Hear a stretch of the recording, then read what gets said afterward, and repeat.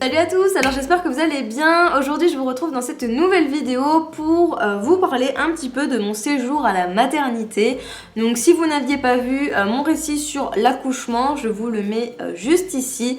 Et donc pour toutes celles qui arriveraient sur ma chaîne, ou en tout cas sur cette vidéo en cours de route et qui n'auraient pas vu ma vidéo sur l'accouchement, du coup j'ai eu 2 jours d'accouchement et ça s'est terminé en césarienne, et donc du coup je suis restée 5 jours suite à ça à la maternité, qui est le délai lambda on va dire pour après une césarienne tout simplement. Donc du coup je vais commencer ma vidéo le lendemain de ma césarienne. Donc le matin, il faut savoir que normalement dans la plupart des cas vous avez une sage-femme qui passe pour vous. Donc tout simplement pour savoir comment vous vous sentez, pour faire un petit point sur les cachets, si vous voulez des antidouleurs, des anti-inflammatoires, etc. Parce que bien entendu si vous n'avez pas mal, elles ne vont pas vous les donner, mais si vous avez mal, elles vous les donnent. Il y a aussi l'auxiliaire de puéricultrice qui là vient pour le bébé, puisque le lendemain post-accouchement, c'est là que mon bébé a pris son premier bain.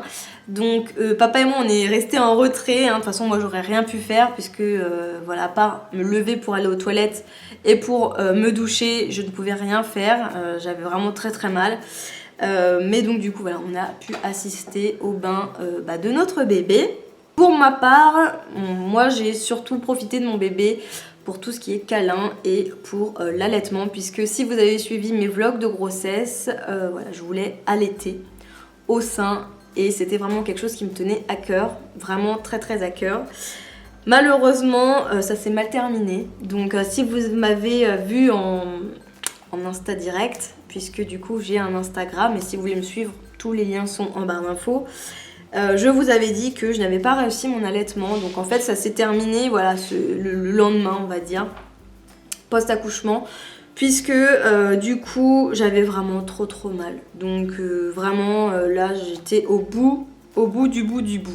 C'est-à-dire qu'en plus de toute la douleur que j'avais accumulée depuis les 3 jours précédents, avec toutes les contractions, la césarienne, là c'était le pompon, puisque vraiment mes seins... Bébé prenait bien le sein, mais mes seins s'abîmaient en fait. Pourtant j'ai essayé plein de positions différentes que j'avais vues dans les livres.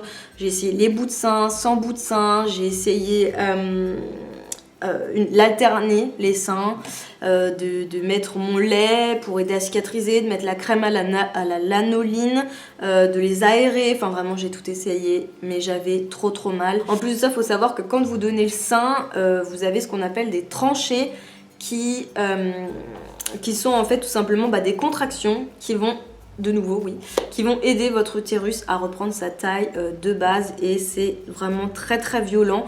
Donc laissez-moi vous dire que en plus de ça, quand vous avez des tranchées sur une césarienne, plus vos 2 seins qui sont mutilés on va dire, c'est vraiment très dur physiquement et moralement.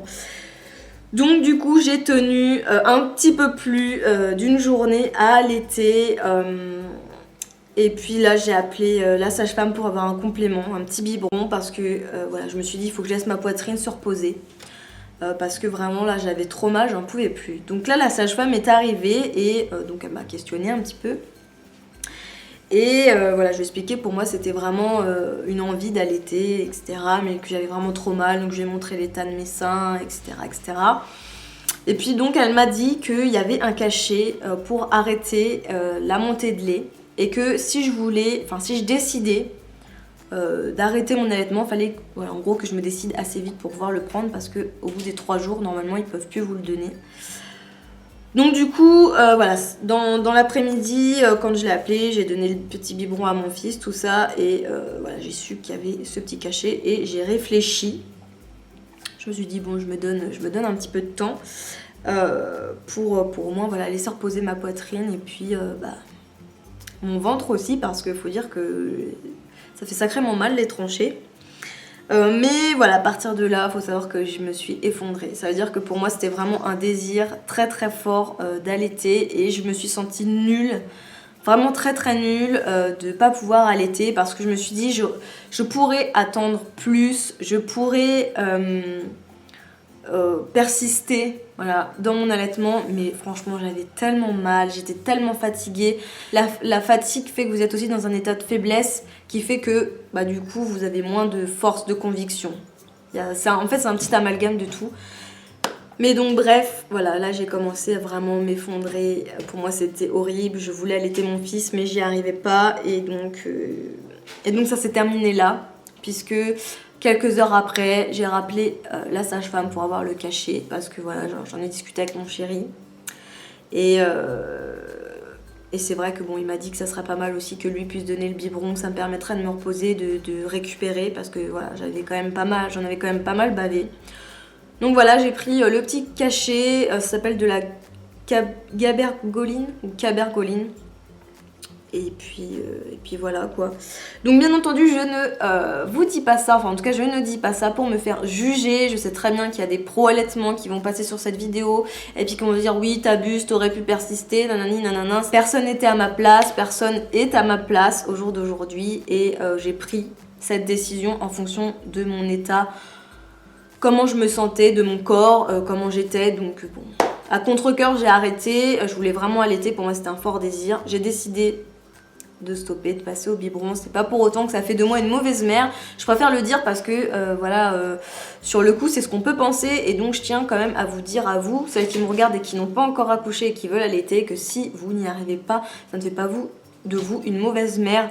Rien que le fait déjà d'accepter le fait que vous n'êtes pas une surfemme, quoi. Je veux dire, vous êtes une femme et que vous pouvez faillir, c'est déjà faire un pas en avant. L'important c'est que votre bébé ne manque de rien. Après bref, je ne juge pas moi non plus, bien entendu les femmes qui décident de persister et qui arrivent par la suite, un grand bravo à vous. Et voilà, je tenais à préciser que pour toutes celles, en tout cas qui n'y arrivaient pas, ne culpabilisez pas. Et pour toutes celles qui passeront sur ma vidéo, et si il vous prend l'envie de mettre un commentaire désagréable, abstenez-vous, merci bien. Donc voilà, sinon ça, par rapport à moi pour finir, moi j'avais repris une alimentation normale. Je me levais comme je vous disais uniquement pour aller aux toilettes et c'était déjà très très dur d'être debout, j'étais vraiment pliée en deux comme une mamie, et pour me laver c'était aussi carrément difficile. Et tellement difficile que je me suis lavée sur une chaise. Voilà, j'ai mis ma chaise dans la douche. Je tenais à vous donner cette petite anecdote parce que si vous avez aussi la possibilité de le faire, eh bien allez-y, ça sera beaucoup plus facile. Et l'idée ne vient pas forcément d'un coup. Donc voilà, je tenais à partager cette petite astuce avec vous. Le lendemain matin, donc le jeudi, pareil, il y a eu la visite comme la veille, donc les sages-femmes pour moi, l'auxiliaire pour mon bébé. Cette fois-ci, l'auxiliaire a pesé mon bébé pour savoir combien de poids il avait perdu. Il faut savoir qu'à la naissance, il faisait 3,350 kg et donc là, au bout de 2 jours, il faisait 3,195 kg. Donc en fait, il n'avait pas énormément perdu. Donc voilà, et le jeudi, eh bien c'est le papa qui a pris le bain accompagné de la sage-femme, bien entendu. Moi j'étais là mais j'étais aussi en retrait, j'étais assise sur le lit parce que j'avais encore très peu de force et de toute façon j'aurais pu rien faire, j'aurais pas pu le porter ou quoi que ce soit, donc voilà, j'ai encore regardé, j'ai laissé mon tour. Ensuite l'après-midi il y a la sœur de mon chéri qui est passée. J'ai eu aussi la visite de l'auxiliaire de puériculture qui nous a présenté en fait les examens que bébé allait faire durant le séjour. Donc en fait, nous il a eu 3 tests. Il y a eu le test de Guthrie. Donc c'est un test en fait sanguin qui va servir à détecter les maladies rares. Elle nous a aussi parlé du test auditif. En fait, elle met un petit truc dans son oreille et je pense que ça mesure la répercussion d'une onde ou je sais pas quoi sur le tympan pour savoir si il est malentendant ou non, et aussi un test cardiaque où là en fait c'est un petit truc qu'ils mettent sur le pied et sur les mains je crois, enfin je me souviens plus très bien, les pieds c'est sûr parce qu'on avait dû lui enlever le pyjama mais je me souviens plus si elle fait aussi sur les mains, bref, et qui va donc mesurer la saturation en oxygène pour voir si votre bébé a un petit problème. Le soir, la sage-femme est passée donc là pour me nettoyer au niveau de la cicatrice. Donc en fait, elle m'a demandé si je préférais enlever le pansement ou si elle le faisait. Donc c'est moi qui l'ai enlevé tout doucement dans la douche en le décollant. Mais après, donc elle vient pour vous désinfecter tout simplement, puis pour voir aussi où ça en est, s'il y a une infection ou quoi que ce soit. Donc moi, tout allait très bien. Par rapport à ce que je vous ai dit, donc juste le jour d'avant, j'ai pleuré encore toute cette journée-là à cause de mon allaitement, bien entendu. Dès que la sage-femme arrivait avec des biberons dans les mains, je pleurais, voilà, je pleurais. Ça a été vraiment très très difficile encore cette journée-là. Et de toute façon, ça a été difficile même après mon retour à la maison. Mais bon, ça, je vous en parlerai sûrement dans d'autres vidéos. Donc au niveau du vendredi, donc là le 3e jour après la césarienne, donc le matin c'est pareil, rien de nouveau. L'après-midi, alors là ça a été le pompon, parce que donc bébé nous a fait sa première journée de pleurs violentes. Donc on a eu un premier jet en début d'après-midi, donc ça a été très très dur parce que jusque là c'était un bébé qui était très très calme. Enfin, on n'entendait jamais pleurer, quoi. Et là, il nous a fait une crise de pleurs en début d'après-midi, monstrueuse. On n'arrivait pas à le calmer, jusqu'à temps qu'il tombe de fatigue, en fait. Donc, ça a été vraiment spectaculaire. C'est vrai que quand on est jeune parent et que c'est la première fois qu'on assiste à ça, on est très effrayé. Donc, bon, ça a été sport, quoi. Mais bon, il a fini par se calmer. Ensuite... Malheureusement, quand il s'est calmé, là, l'auxiliaire de puère, enfin non, c'est même pas l'auxiliaire de puère, c'est la laborantine, voilà, qui est venue le chercher pour faire le fameux test de Guthrie que l'auxiliaire nous avait parlé la veille. Et puis après, voilà, il y a la dame, l'auxiliaire de puère, qui est passée faire le test auditif cette fois-ci et le test cardiaque. Ensuite, j'ai eu la visite de ma famille et le soir, alors là, ça a recommencé, une grosse crise de pleurs qui durait 2-3 heures. Il était vraiment inconsolable, on a tout vérifié, la température, s'il avait fait caca pipi, s'il avait faim, la tutute, on avait tout fait. Vraiment, on était désemparés. Là, franchement, quand votre bébé il pleure non-stop, vous avez tout fait, vous le bercez, vous le mettez dans toutes les positions inimaginables, sur le dos, sur le ventre, contre vous, machin, et qu'il arrête pas de pleurer, c'est très stressant. En plus de ça, quand vous avez la fatigue, vraiment, vous pétez les plombs. Et du coup, là, j'appelle une sage-femme auxiliaire, enfin bref, je bip. Je dis aidez-moi, je ne sais plus quoi faire. Donc là, on a une très gentille dame qui est venue et donc qui nous a expliqué qu'il y a des fois, les bébés, ils pouvaient avoir des maux de ventre, donc des coliques. Donc oui, hein, il y en a pour qui ça paraît évident, mais quand c'est votre premier bébé, c'est pareil, hein, ça coule pas de source. Et donc, elle nous a montré une espèce de position de petit panda où vous ramenez carrément ses jambes sur le ventre, quoi. Mais genre, il est plié en deux. Vous avez votre gamin, là, il est allongé. Et voilà, quoi. Elle le plie en deux comme ça. Et il s'est arrêté instantanément. Dites-vous, quand vous avez mal au ventre, vous voyez, vous appuyez sur votre ventre, etc. Bah, les bébés, c'est pareil, sauf qu'ils peuvent pas le faire. Donc, du coup, il faut ramener leurs petites jambes contre leur ventre. Et en plus de ça, du coup, ça les aide à évacuer. Donc du coup c'est ce qu'on a fait, on lui a plié les jambes, beaucoup moins que elle, parce que franchement j'y arrivais pas, j'avais trop peur de le casser mon gamin, mais je lui ai quand même ramené les pieds vers le ventre et en fait je l'ai emmailloté dans une espèce de petite couverture pour lui maintenir et le bercer. Donc fort heureusement, au bout d'un moment ça l'a calmé, mais ça a été compliqué. Et donc on a réussi à le poser tranquillement dans son berceau. Et là, avec mon chéri, on a eu une grosse crise de fou rire. Donc on était à bout de force. À bout de force. Et en fait, il était là, juste à côté de nous. Et on a rigolé, mais rigolé. Parce qu'on s'est dit, on était là, chut, rigole pas, tu vas le réveiller, etc. Et en fait, on est tombé littéralement dans les bras l'un de l'autre, épuisés, éreintés, en rigolant. Mais en fait, on avait les nerfs qui lâchaient, quoi. Et vraiment, enfin voilà, je tenais à vous partager ce moment parce que je pense qu'on n'est pas les seuls à avoir des moments comme ça. On se dit c'est des si petites choses mais qui... c'est un torrent quoi, c'est si petit mais en fait ça vous... Voilà, ça vous balaye tout, enfin vraiment c'est waouh. C'est une sacrée expérience quoi d'avoir un nouveau-né. Et nous voilà, le fait qu'il pleure comme ça, on était épuisés, on n'en pouvait plus. Et du coup voilà, on a eu une grosse crise de fou rire, de décharge en fait. Tout simplement. Et c'était pas mal. Enfin, du coup, ça reste un très bon souvenir. Donc, Donc on passe au samedi, donc avant-dernier jour, le matin, idem, visite du personnel. J'ai pris le premier bain de mon bébé, on lui a repris la mesure du poids, donc là il était à 2 kg 320, donc il avait déjà bien repris. Il était carrément moins agité que la veille, donc faut savoir aussi, je vous l'ai pas dit, que la sage-femme nous avait dit que les bébés aussi pouvaient pleurer, pas forcément parce qu'ils avaient mal quelque part, s'il n'y avait rien d'autre, faim, fièvre, etc., mais juste parce qu'ils pouvaient pleurer par décharge émotionnelle, on va dire. Mais donc bref, le samedi, il était carrément moins agité que la veille, ça nous a fait vraiment du bien. L'après-midi, il n'y a eu rien de particulier. Voilà, franchement, on est resté tranquille à faire notre petite vie dans la chambre. Moi, en ce qui me concerne, je pleurais toujours par rapport à mon allaitement. J'étais toujours super déçue, super triste, etc. J'avais mal au ventre, j'étais fatiguée.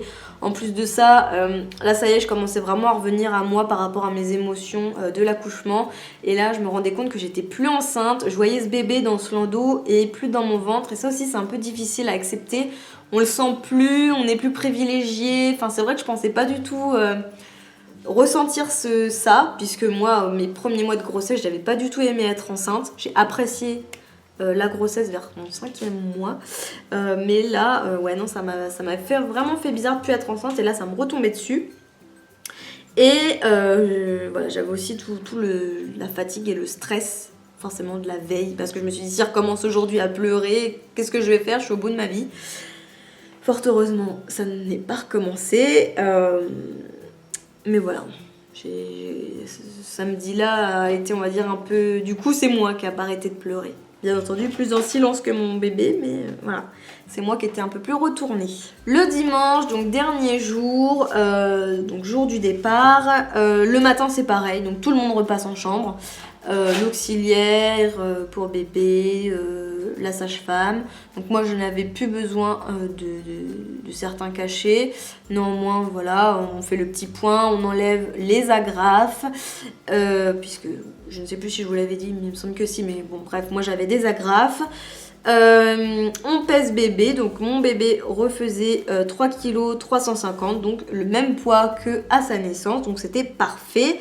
Et donc on a attendu la pédiatre jusqu'en début d'après-midi pour qu'elle puisse l'ausculter et nous donner le feu vert pour partir, parce que vous ne pouvez pas partir tant que la pédiatre passe pour votre bébé. Donc voilà. Ensuite, on est rentré à la maison. Donc par chance, ma belle-mère qui passait à la maison pour faire les lapins avait aussi fait le ménage complet dans notre maison. Donc ça, c'était extra. Et ma maman nous avait fait à manger. Donc vraiment, on a eu trop de chance parce que sinon, je sais pas comment on aurait fait quoi. Voilà, un grand merci à ma mère et à ma belle-mère parce que sinon, je sais pas comment on aurait fait. Et puis voilà. Donc écoutez, j'ai terminé pour cette vidéo sur mon séjour à la maternité. Je vois qu'elle a été encore longue, moi qui voulais me dépêcher. À chaque fois je blablate. J'espère qu'en tout cas qu'elle vous aura plu. Si je n'ai pas été claire sur certains points, n'hésitez pas à me poser des questions en commentaire. Si vous avez des petites choses à me dire, allez-y dans les commentaires, je vous lirai avec plaisir. Si vous voulez me rejoindre sur mes différents réseaux sociaux, eh bien tout est en barre d'infos. Et puis voilà, écoutez, en tout cas j'espère que vous allez bien et j'attends vos petits messages avec impatience. Sur ce, je vous fais plein de gros bisous et je vous dis à bientôt. Ciao ciao.